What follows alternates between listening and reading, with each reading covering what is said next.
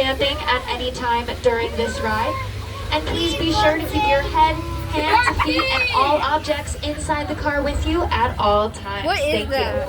you. That's a lot of wood. That's actually a lot of wood, man. Is that from beavers? Now, by show of hands, is it anyone's first time here at the zoo today? No, it's my second time. Hey there. It's my third We're time. really excited to have you guys here. It's my third time at the Haven't been zoo. here before. You may know that this monorail brings us to some parts of the zoo that you otherwise cannot visit by foot. This first area that we're coming into is called Conha Meadow, and it's home to some of our deer and antelope species. As we pull in, look over to the left on that hill, you're going to see those small tan animals, and down in the front, Oh, we it's got a Canadian the goose. brown fur and those Canadian antlers. goose. Those are our black buck antelope. Now the females are the tan ones. They don't have the chocolate brown fur or the antlers that you It's might the expect to see. peafowl. That's because Peafowl. this species is sexually dimorphic, which means that the males and females have totally different physical characteristics. Excuse me, I need everybody on the train to keep their voices way down as we come through, all right? Everyone please stay in your seats, and everyone keep your voices down and be respectful of the animals. We do not want to scare them. Thank you so much. You're What was fortunately that? out. Now, as we round this corner, you're going to see to the right, we've got this large, pale gray gold species of deer. Those are some of our Bactrian deer. We've got those males in the back there with the large antlers. The Bactrian deer are a part of the red deer family, even though they don't have that red coat. And they actually can be quite difficult to spot in their native habitat due to human conflict in that area. However, recently, one of our WCS researchers was able to confirm that Bactrian deer do still live in Afghanistan after not being seen there for nearly 40 years. I just Now saw here a at the horse. Bronx Zoo, we have a lot of deer. We have 10 species of deer here in wild Asia alone, with herds that number up to 40 individuals. Now, one of the reasons that we maintain such large herds here is to help keep the genetics of the species healthy. We work with zoos all over the world to ensure a healthy genetic bank in our populations. And this is something that is especially important when it comes to species that are at risk of extinction, like this next animal that we are going to see. Oh, he's so cute. As we come around this corner and we look over to the right, we are going to start to see our Mongolian wild horses. Now, believe it or not, these are the last true wild horses in the world. Horses that we think of as wild in North America are actually feral domesticated horses that have escaped from ranches or farms. These true wild horses have never been domesticated, and they tend to look a little bit different from horses that we might be used to seeing. These tend to be a little bit shorter, a little bit stockier, and they don't have those bangs that fall over their eyes. Their manes are a little bit more spiky, kind of like a mohawk. Wow, a horse with a mohawk. Now, Mongolian wild horses actually went extinct in the wild in 1969. This was due to a number of things, including habitat loss, conflict with humans, competition with livestock, and a series of harsh winters created by changing climates. Recognizing this threat, zoos like the Bronx Zoo started maintaining breeding populations, and we were able to keep this species alive in human care. Zoos all around the world collaborated to ensure a healthy genetic bank. It took a lot of planning, a lot of work, and a lot of care, but it did pay off. In the 1990s, these wild horses were the very first species to be reintroduced into their native habitat after going extinct in the wild. Their return gave the global community a blueprint for how zoos can work together to protect species against extinction. Today, there are several hundred wild horses that live in Mongolia and China. And here at the zoo, we've continued our breeding program. We have had over 50 horses born here at the Bronx Zoo. We're very proud to be playing our part in making sure that those horses are around for a very long time. Till the next 100 years.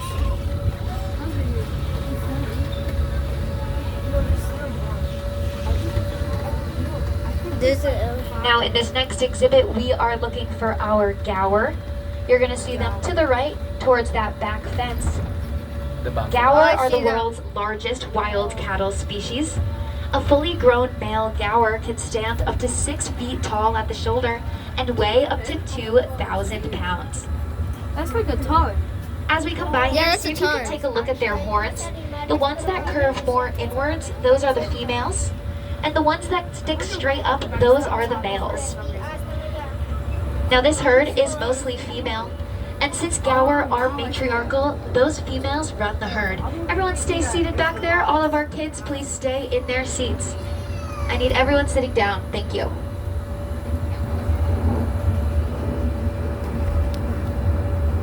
Now, a really important part of caring for these animals is helping them move from this exhibit area that we see in front of us to their overnight habitat, which is in the far back corner.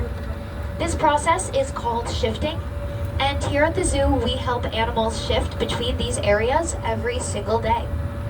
So now I'm gonna ask you guys a question. How would you shift a 2,000-pound animal? What's something that you might use to motivate it to move? Any ideas? Lure it with their favorite food. Yeah, I'm hearing some guesses up here for food. That is exactly right. Our keepers get to know these animals super well, and they know exactly which ones prefer a little bit of grain and hay, which ones like a snack of a fruit or a vegetable. And typically, once you get the leaders of a herd moving, the rest are soon to follow. We get to know these animals, and they get to know us, and gaining that trust helps us all work together. Those were the gaur. This one is completely caged. Now, even though those gaur are massive animals, they still need to be alert in the wild. Coming up around this corner, we are looking for a larger relative of their apex predator. Now, he does like to hide, especially in the morning, so we're just going to see how we do. We are looking for the orange fur of our Amur tiger, Anakin. Tiger. Just a reminder to stay in your seats here. This is not an exhibit that you would want to fall into. It'll eat you. Now, tigers weigh 250 to 350 pounds on average, with a bite strength of Iker, 1,000 your phone. pounds per square inch. They have 3 to 4 inch canine teeth, carnassial back teeth that act like scissors to shear meat, and a tongue rough enough to strip flesh from bone. They're hiding. Oh. Now, we're tigers cooked. are apex predators, which means that they are at the top of the food chain, and they can prey on animals much larger than themselves. However, they also exhibit a lot of the same behavior that we might expect to see in a domestic house cat.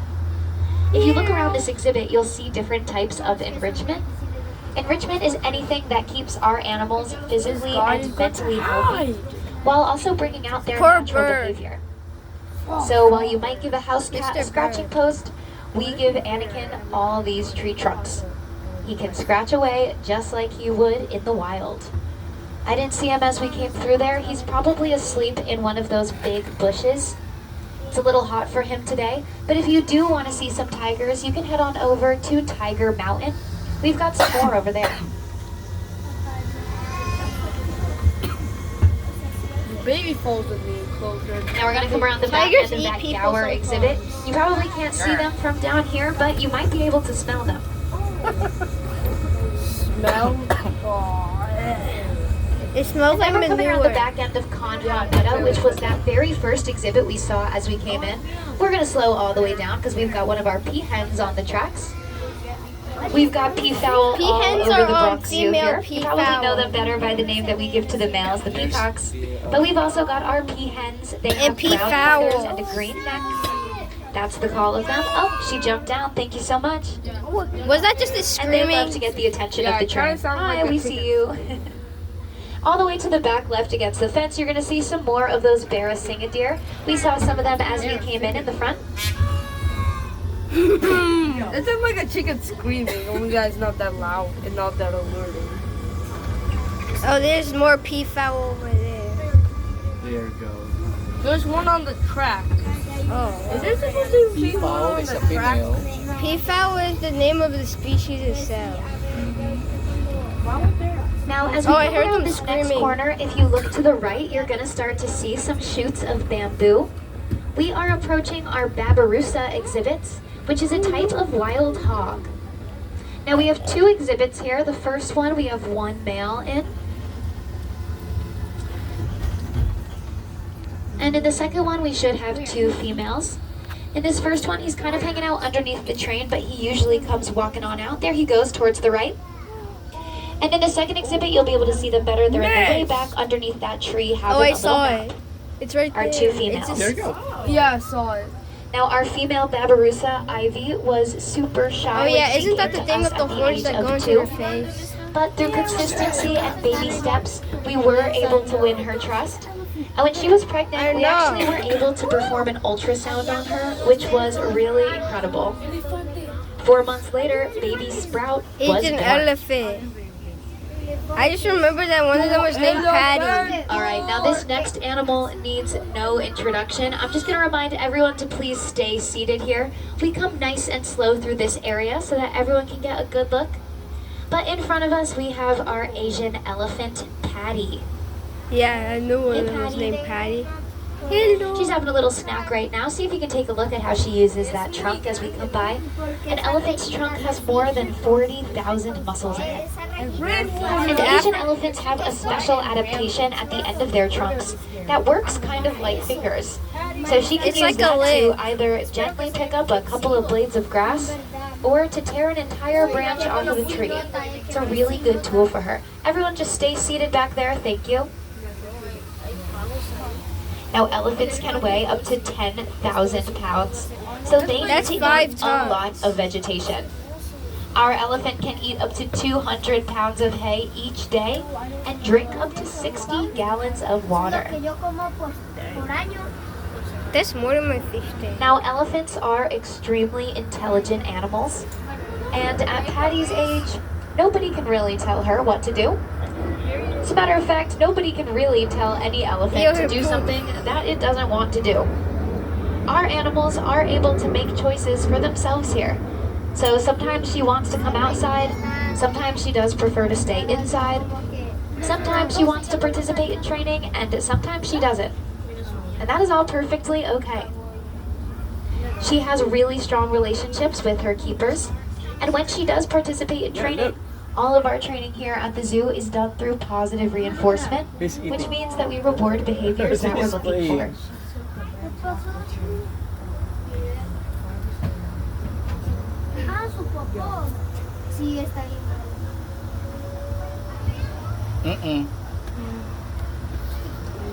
Now, as we come into this next exhibit, take a look down to the right to see this animal enjoying a feature that keeps her enriched.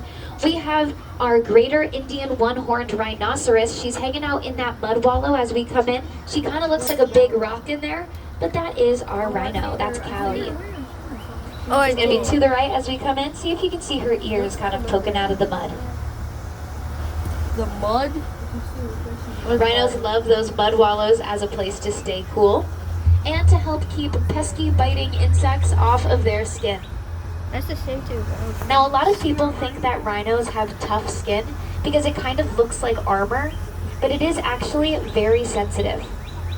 And just like us, they can get allergies and rashes. Our keepers actually discovered that one of our rhinos, Penny, has a sun sensitivity. So if you ever come to the zoo and you see a rhino with white cream on her face, that is Penny with her sunblock. Didn't even find the damn rhino.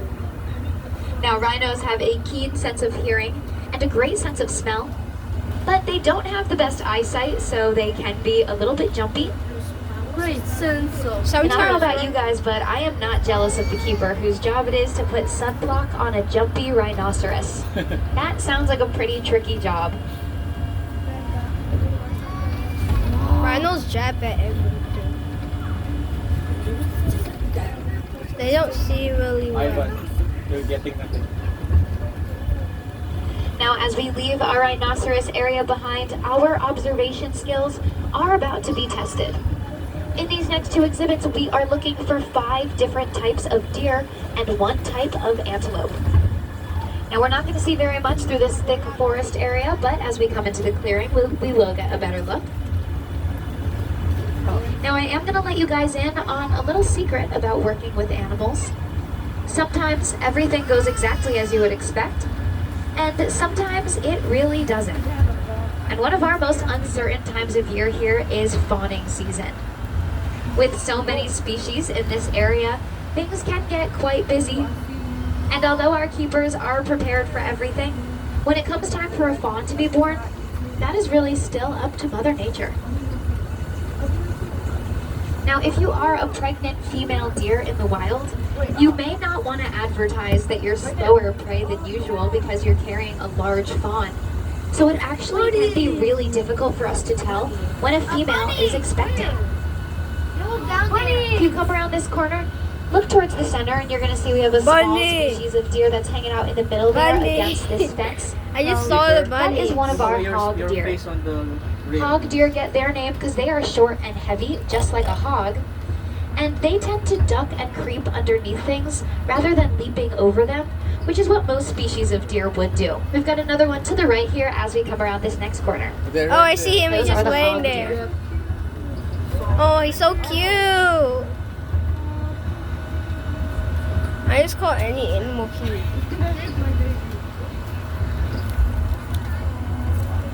What's one?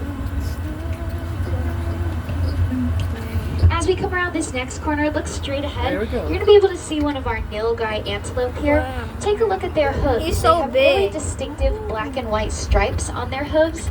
Kind of looks like they're wearing socks. They're walking over towards the left. That's the nilgai antelope. And then if we look up here He's a on the right, as we come through, we're going to see right in the front by these logs, we've got some of our brow antlered deer. Yeah, I see Now it. they kind of look like the hog deer, but they're a little bit taller and a little bit skinnier. And their antlers grow straight out of their brow, just like their name would suggest. And then all the way in the back against the fence, we've got some more of those hog deer hanging out.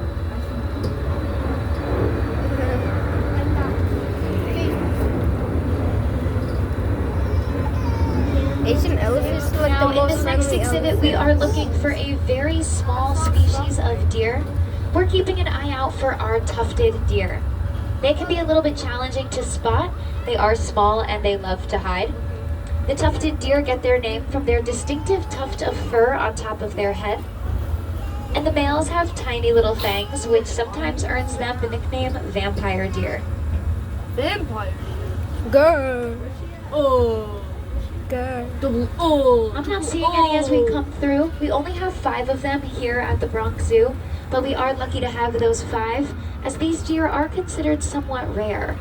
That's China's tufted deer. I didn't see any, but if you've got real eagle eyes, maybe you spotted one.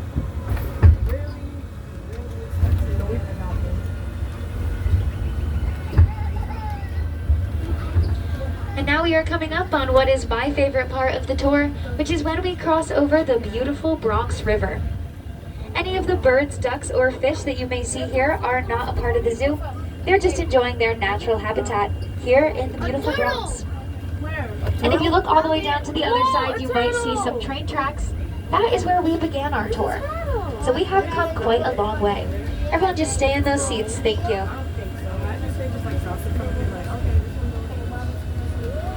Now in this next exhibit, take a look down to the Oh, I left here as see. we It's come in. like You're a going to see mountain one goat. standing on that tree knob. These are some of our markhor, which is a type of Oh, wild yeah, goat marker. known for their Kind incredible of deer spiral with that horns. kind of like beard.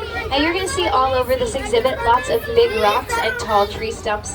The markhor can actually jump 6 to 8 feet straight into the air without a running That's start, crazy. so they love to be up high. Oh, I saw All of him our climbing kids, on the please stay tree. seated. Everyone in the back, all of the kids, please stay in those seats. Now those spiral horns act not only as a deterrent to predators who might think that they're easy game, but they're also used between males to spar in competition for females. And as majestic as these animals may look, we might think a little differently of them when we learn what the male markhor like to do to get the attention of females. They like to stick their tongue out the side of their mouth and flick it up and down. It looks pretty slim to Taking us out when their they do tongue this, like teeth but really to a like. female markhor, they find that irresistible. Yeah, kind of like that. Alright, now just past this tree, we are going to slow things down for a zoo favorite. I'm going to ask that we all keep our voices down here so that we don't scare him. But we have our red panda, Linus. He's hanging out here in his tree. Hi, Linus. Oh, I thought. It looks like he's having a little nap right now. That's no surprise. The red panda sleeps 17 to 22 hours a day. That's a pretty good life. He's only awake for like 2 hours.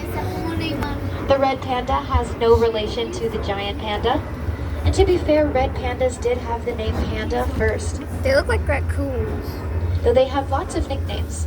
Firefox, bear cat, cat bear, Himalayan raccoon, all Same. things that you might hear the red panda called. Dang. And in addition to being totally adorable, they're also very considerate.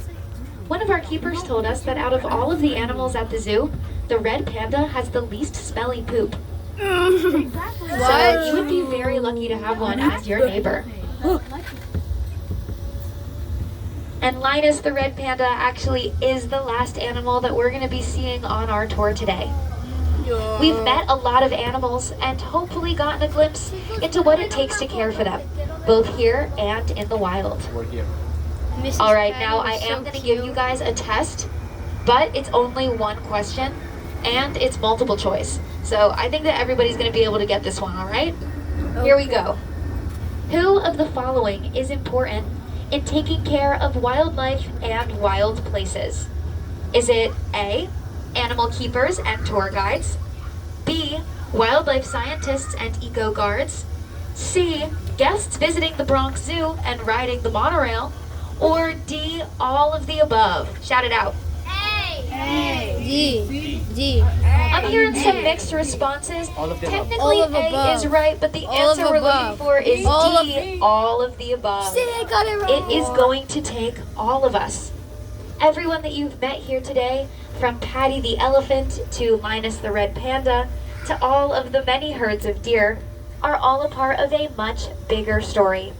It's a story about care, about relationships, about survival, and about the work that it takes to protect wildlife and wild places, both here in the Bronx and all around the world. And that includes you. Your visit here today is an act of conservation, so thank you. We're just stopping the train for just a couple seconds to reset it before we pull into platform, so everyone just stay in those seats. And if you're interested in making an even bigger impact, stop by one of our gates and ask about becoming a member.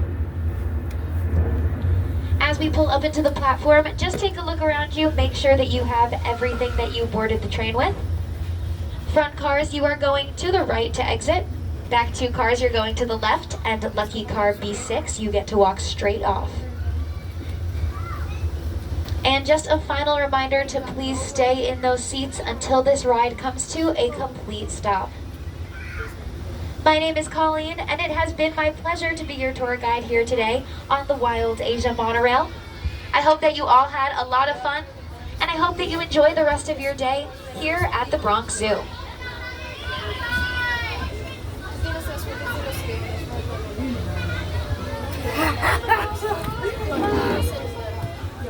Okay, so after here, we're gonna go for the lunch. We're gonna find the area where we take a lunch, okay? It's actually pretty fun sticking my tongue at all those too. They're like.